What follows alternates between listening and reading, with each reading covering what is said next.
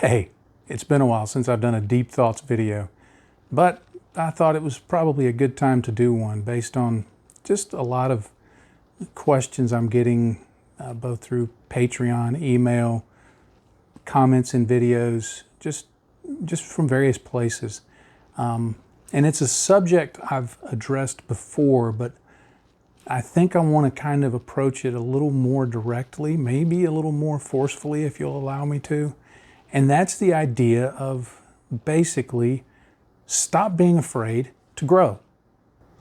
Now, when I talk about being afraid to grow, I'm obviously talking about in the hobby, not just, afraid to grow in weight or something like that. I don't think any of us are that afraid of growing in that. I'm talking about growing in the hobby. And I hear a lot of common things from folks when they contact me about what really, if you boil it down, gets to why modelers often get tripped up in progressing in skills, in their confidence, in all of these things. And I'm not saying that progression and growth is a must-have. If you're doing models the way you do it, and you're happy with the way you do it, and you listen to the things I'm going to say, and you're like, I totally don't feel that, then don't worry about it. You're pretty much where I'm going to talk about being. But so many folks ask me questions that start off with, and please understand, I don't mind getting questions. I love getting questions. I love answering questions. I love interacting with people. I love sharing what I know and finding out what others know.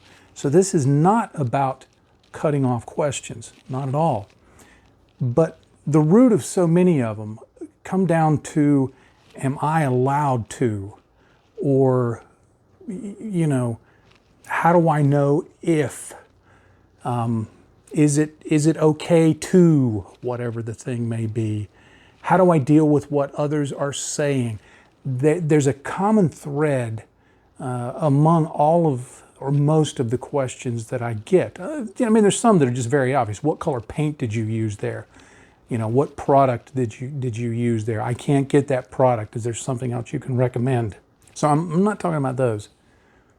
But those questions where it gets down to, I'm worried about this hobby. I'm worried, am I doing good enough? I'm worried if I'm growing enough or not growing.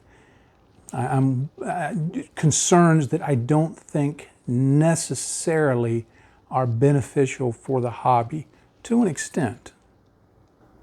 Now, the first thing I want to try and tackle is let's really define what it is I'm talking about. It's one thing to say, I want to learn how to do this technique or that technique, and you go out and you figure out how to do it and you start applying it and you understand that it's going to take some time.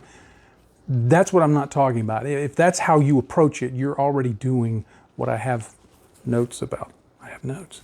And you're kind of already there. But a lot of people, I think, it's not that this is a difficult concept, but I think sometimes people never step back and go, well, I never thought about it that way.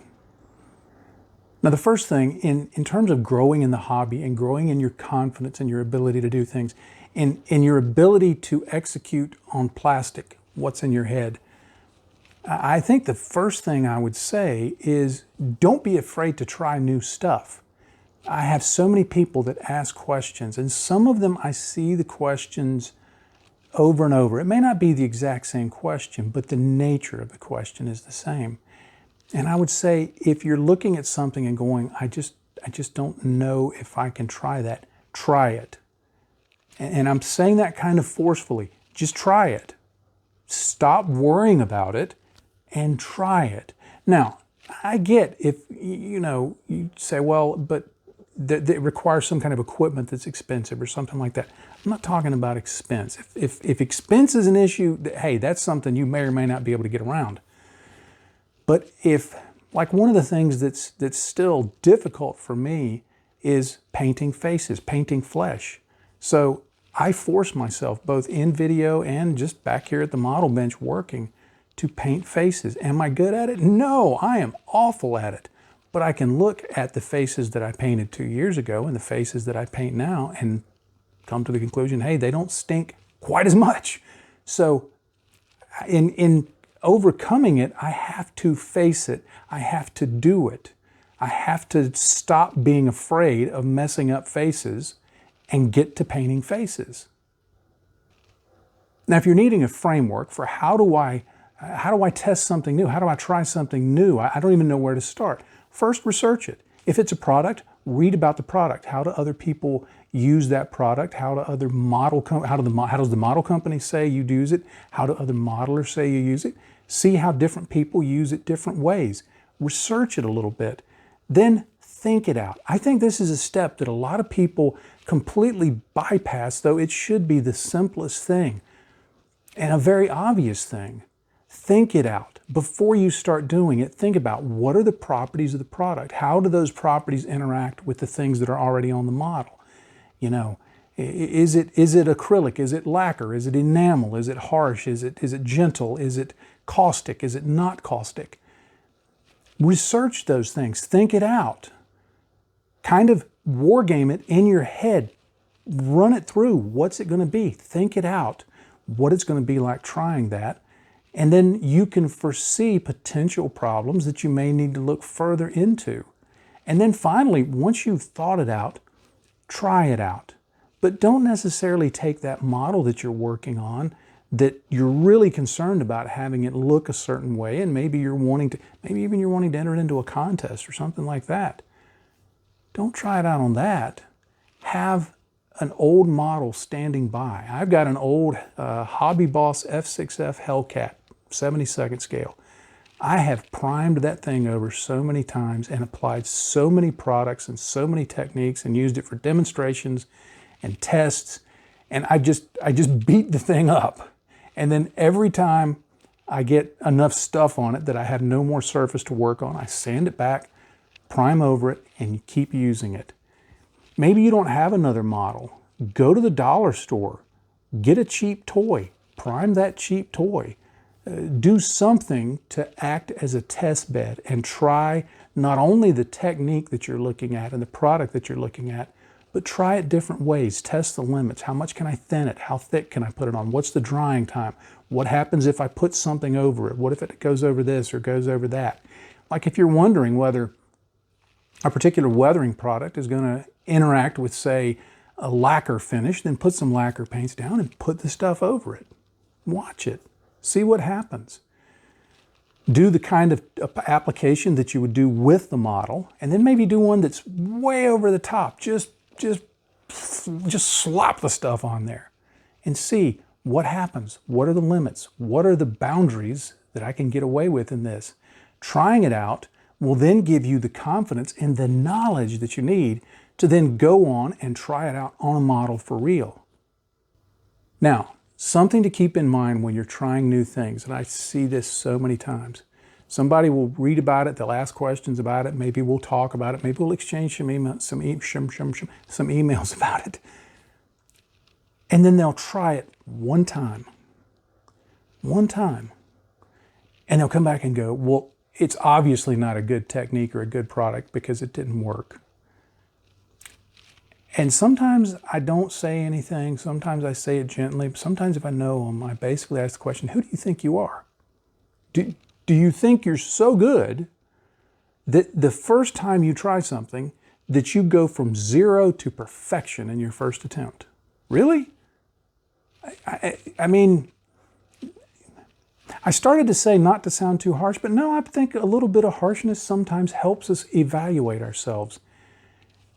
I mean, I'm not making a comparison to me. Leonardo da Vinci didn't sit down the first time he painted a picture and paint the Mona Lisa. No, there was some Mona Lisas before the Mona Lisa.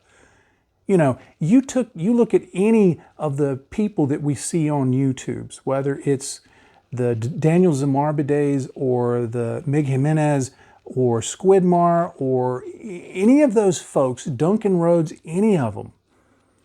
If you look and see the stuff where they say, this is the first time I tried this, you realize even those people didn't get it right off the bat. Now, some people do pretty good their first time, and sometimes there's some techniques or some products that are actually easy enough that you go, hey, that actually worked out a lot better than I thought it would. But understand, trying it is acknowledging that you're going to try it, and you're going to try it again, and you're going to try it again, and you're going to try it again, and you're going to keep figuring it out until you get it looking like you want it to, where you're mastering the technique and you're not at the mercy of the technique. Now, to follow on with that, a necessary component of trying things out and understanding you probably won't get it right the first time is don't be afraid to fail. And I'm not talking about the kind of fail that you watch a fail video on YouTube where somebody's skateboarding and they're trying to, slide down a rail, and we know where that's going to go. That's not the kind of fail I'm talking about. But the kind of fail where you start off with a product or a technique, or maybe you're trying airbrushing for the first time, and you get it done, but when you get done you go, yeah, that's not really great.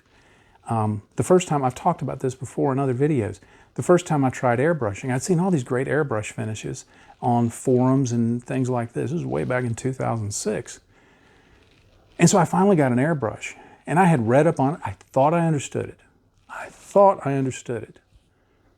And I applied some paint to a model, and it didn't look real good. I mean, it wasn't bad. I showed it to people, and some people were like, oh, wow, that looks great. And I found later that some of them were just kind of saying nice stuff to say nice stuff, but weren't really trying to help me learn. And others saw it, and, that was, okay, that's how they would do it. So, and I look back on it, I still have it. And I'm like, that wasn't optimal. And I looked at it, and I looked at the models that other people did, and I said, okay, I kind of failed at this. I mean, yeah, I got the paint on there, but it wasn't what I was looking for. But instead of going, well, the stupid airbrush and the stupid compressor and the stupid advice I got didn't work, I kept trying, and I kept working on it, and I kept refining things, and I kept testing things. And finally, I think it was about maybe the 20th or 25th model I airbrushed. Yeah, it took me a while. I'm a slow learner. At that point, I'm like, okay, now I think I'm beginning to understand it. So don't see failure, however you define that, as actually failing. You're really just getting a data point on how to do it better. That's what's important. See those things that are less than optimal as points along the road to success. Another thing is, I would say, in terms of thinking whether you've failed or not failed, which I think is kind of a flawed paradigm anyway, don't base it on social media. And the reason I say that is there are some helpful people on social media who will say, hey, looks like that was the first time you were airbrushing. You may want to think about thinning your paints a little more, applying it maybe from a little further away. They'll give you some kind of helpful advice. That's the stuff you want to listen to, but there are too many people, far too many, that will look at what you do, and I think sometimes it's an effort that they want to elevate themselves. They want to make it look like they're an authority, that they know what they're talking about. And I think some people are just nasty. Some people just don't like to see others enjoying themselves. But they'll say something that either is just nowhere based in reality, or is intentionally trying to be mean or discouraging or something like that. I remember one time, I don't even remember the model, but I did a model and I put some photos of it up on social media, and somebody put up a comment, and you can always see these coming. Hey, that looks pretty good. It's too bad that, and the rest of their comment was, you didn't do this or this or this. And I went back and I said, well, thanks, I think. But if you watched the video, I actually explained why I chose to not do it that way and did it another way. So number one, thank you for only watching 3 minutes of the video. And number two, you have no idea what you're talking about. And yet some people will see that and they'll go, oh wow, I thought I did okay, but well, this guy sounds like he knows what he's talking about. Maybe I failed. Ignore those voices. I'm not saying there's not some good voices in social media. There's not some helpful people out there. But most of it, I don't think it's real helpful. That's part of the reason you won't find me on social media anymore. Go do a search. I'm off. Facebook, Instagram, Twitter, gone. Honestly, I think I'm a lot more relaxed and happier. But you do what you want. Now, another thing in terms of fear of failure or perceived failure, don't internalize it. You know, the first time that I did that airbrushing and it didn't work, I didn't look at it and say, oh man, I'm a horrible dad. I stink as a husband. I'm a bad employee. I don't drive really well. And I think that I forgot my deodorant this morning. Well, okay, I may have forgotten my deodorant. Anyway, don't internalize it. The hobby is not a reflection on who you are at the core. The hobby is a reflection of your hobby.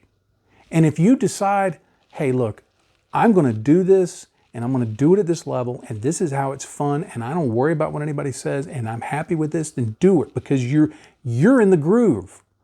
You know, you're, what do they say in Aliens? You're 5x5, you know, except you're hopefully not going to be eaten by big aliens and, you know, have to get nuked and they won't last 14 minutes. But anyway,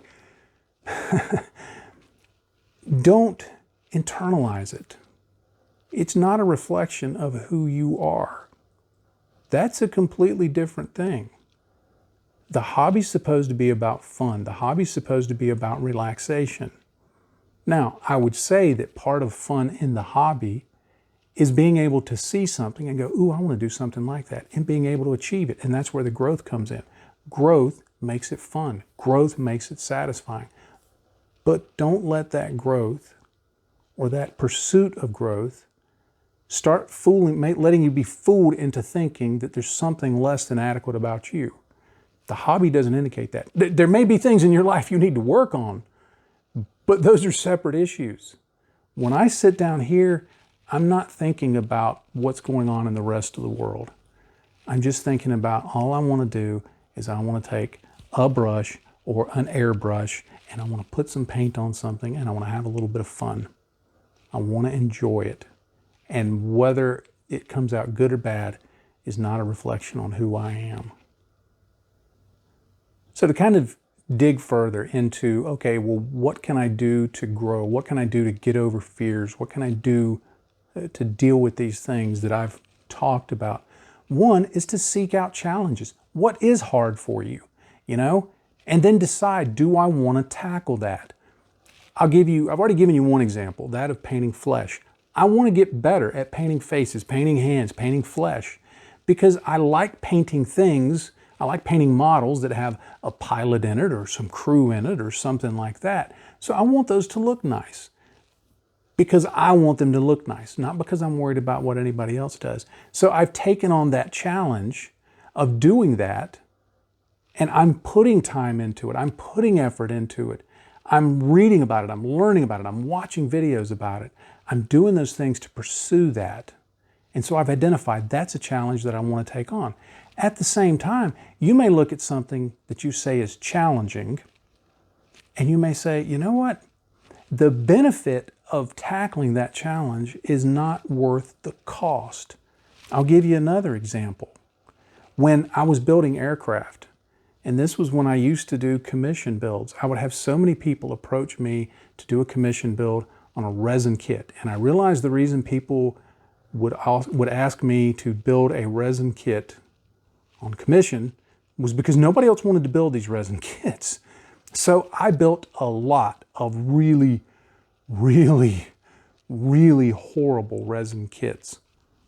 And I got pretty good at it because of repetition and figuring out how to fix things. But after a while, they were still a challenge. And after a while, I decided, you know what? Especially when I quit doing commissions, I said, you know what? the challenge of building some of these resin kits, while they may be unique and they may look cool and something like that, just isn't worth it to me. It's not that I can't. I can. It's that I don't want to be bothered. I want stuff to fit. You know, people have said, well, don't you want to apply modeling skills? You just got to apply some basic modeling skills. It's a hobby. I have modeling skills. When I come home at the end of the day and I'm tired and I'm taking my blood pressure medicine and my diabetes medicine and my cholesterol medicine, and we go for a walk to try and keep my weight down and try and keep my knees moving, and I'm looking at bills and all of these other things. No, I don't want to apply modeling skills. I don't want to apply any modeling skills. I want to work on paint skills. I want to work on weathering skills, but I don't want to apply any modeling skills because I'm sick of modeling skills. That's why I build Bandai. That's why I build Wave. That's why I always built Tamiya, things like that, because they just went together. It wasn't because I couldn't do it. I decided I didn't want to. So when you're looking at the challenges you face, don't be afraid to go, you know, the payoff's just not worth it. It's just not. Now, when you do seek out challenges, seek it out with a sense of, okay, this is not necessarily for success. I mean, you do want success, but this is to understand to get some data points to figure out, how do I do this? You know, if you've never, let's say you've never thrown a baseball, well, to kind of figure out how you need to throw a baseball, you might do some research and some reading on it and watch some videos and things like that.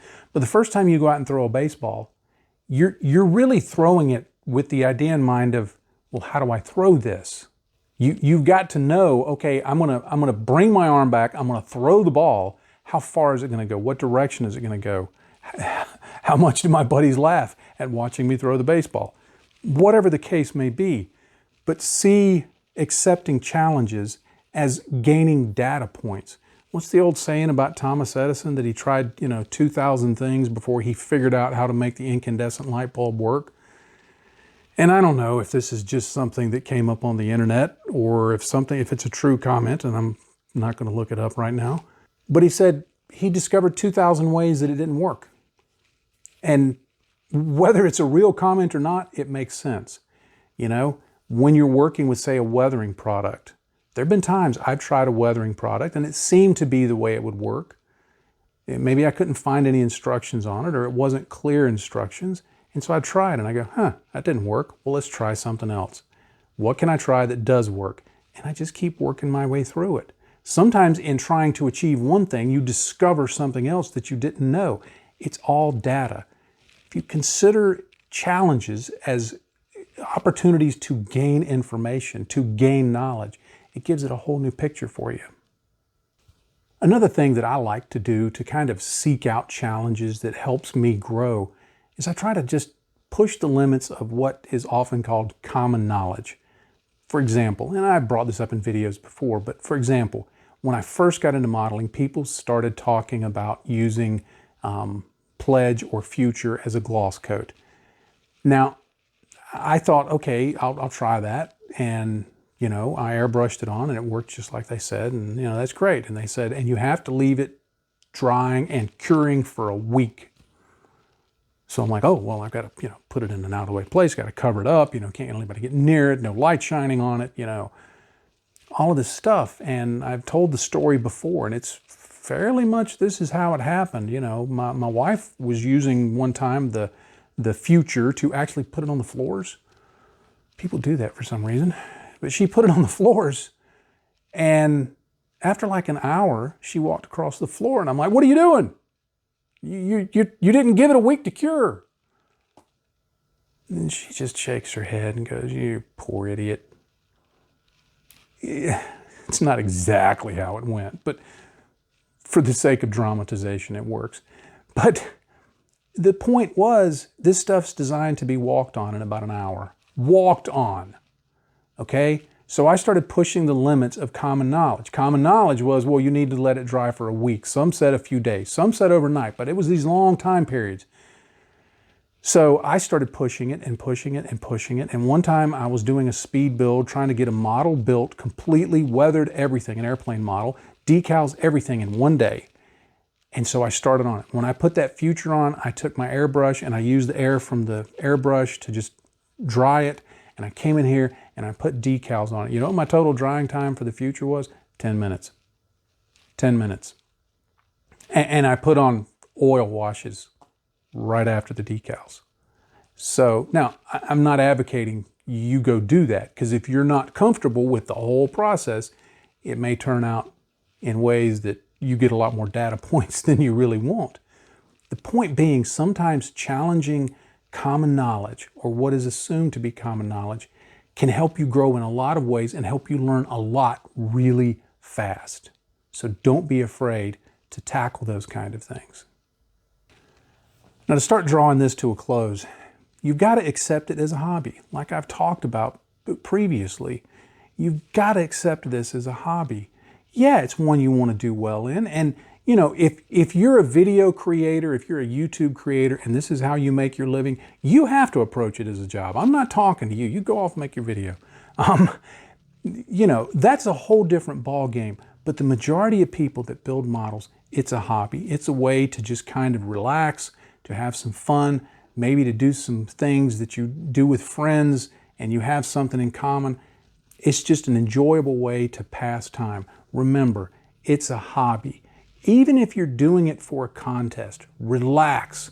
I mean, you know, unless you're going for the Slayer sword or a golden demon or, you know, something like that, what's the payoff? You know? What's the payoff? If the payoff is really big and that's what you want to go for, you're going to commit to it. But I'm guessing if you're going after that golden demon or that Slayer sword or that, you know, IPMS overall winner or whatever it is, you're probably pretty experienced. And all of the stuff I'm saying is stuff you're going, yeah, I already know this stuff. This is not something that you start the hobby and then you go, well, I want to win a Slayer sword.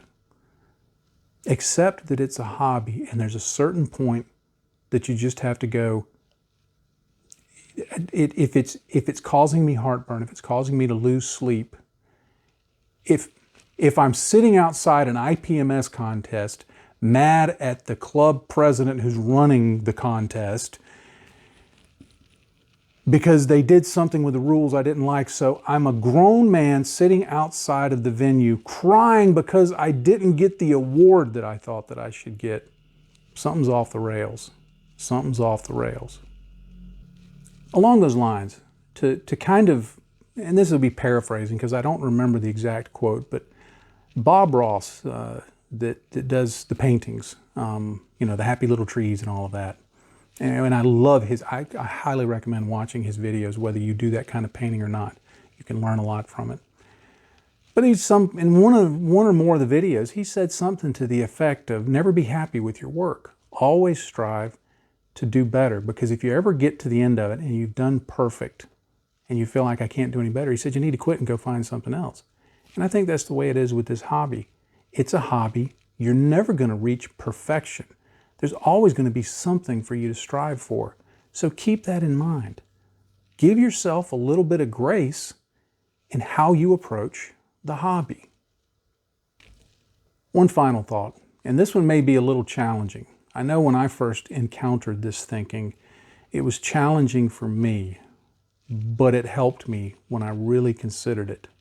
And it may not apply to you. But someone challenged me one time. It was in another field of endeavor, but I can apply it to this. They said the problem is not that your work isn't good enough. The problem is that you're worried others won't think your work is as good as you think it is. In other words, it becomes a pride issue. You know, it's like I've heard it said of self-esteem. Now, obviously not in all cases. I'm not making a broad brush statement. But a lot of times the reason people say I have low self-esteem is really because they're concerned that nobody else thinks as highly of them as they do. It's the same way with our modeling. You know, don't take yourself too serious. Try stuff. Allow yourself to fail. Stop worrying about what others think about it. Stop asking for permission to do things. Test it out. Model bravely. That's what I would say we all need to be doing, and we're going to have more fun that way. All right, if you're still watching at this point, thank you. I see the stats, about 60% drop off after the first 3 minutes. And at this point, if there's 10% of you left watching, I appreciate it. Thank you for hanging in here. But I hope this has given you at least something to think about. Maybe it's just got you mad at me, and you'll, a few years down the road, you go, hey, wait a minute, that made me think about doing this, and I did this, and even though I thought it was negative at first, whatever. I hope this has given you something to think about. If nothing else, it's given me a video to feed into the algorithm. So anyway, thank you so much for watching. Thanks for your support of the channel and for, your comments and questions. I do like those comments and questions. Please ask them. I don't mind at all. So don't let what I've said here dissuade you from asking questions. But as I always say, in this hobby, if you're not having fun, you're doing it wrong. I really mean it. And this is kind of getting down to it. Figure out the things that are fun and do those, even if there's some challenge in it, because when you overcome those challenges, it's fun. It's good to overcome them. Now you have more tools in your toolbox to accomplish things that you couldn't do before, and it makes the hobby that much more fun. So keep that in mind. Well, I guess that's enough for now. So happy day to you, friends. Bye-bye.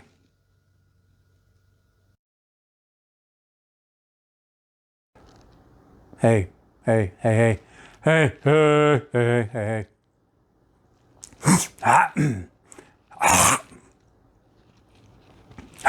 hey. Hey.